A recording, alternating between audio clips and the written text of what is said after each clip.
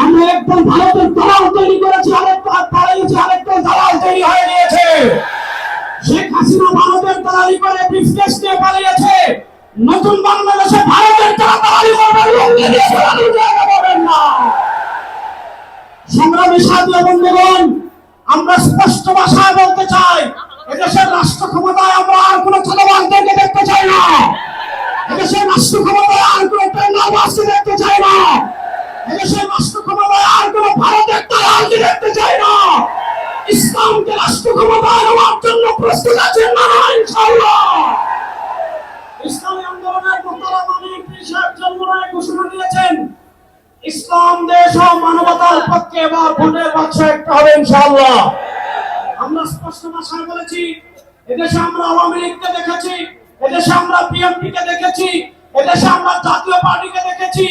তারা কেউ মানুষের ভাগ্যের পরিবর্তন করতে পারে নাই, মুক্তিযুদ্ধের প্রকৃত চেতনা বাস্তবায়ন করতে পারে নাই। এবার একটা চেতনা বাকি আছে, যে চেতনার নাম ইসলাম। ইসলামকে রাষ্ট্র ক্ষমতায় নিয়ে সব দুর্নীতি দুঃশাসনের অপসারণ করবো ইনশাআল্লাহ। সর্বশেষ একটা কথা বলে আমি আমার বক্তব্য শেষ করব। আপনারা জানেন, সমাজের বিভিন্ন জায়গায় যখন দুর্গন্ধ ছড়িয়ে পড়ে, দুর্গন্ধ তাড়ানোর জন্য বাতাসের প্রয়োজন আছে না নাই? আমাদের রাজনীতিতে দুর্গন্ধ, আমাদের সংসদে দুর্গন্ধ, আমাদের বিচার ব্যবস্থায় দুর্গন্ধ, আমাদের অর্থনীতিতে দুর্গন্ধ।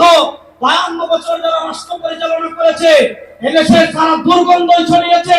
এই দুর্গন্ধকে দূর করার জন্য বাতাসের প্রয়োজন আছে। সেই পুরো বাংলাদেশে এবার বাতাস হবে হাত পাকা ইনশাআল্লাহ।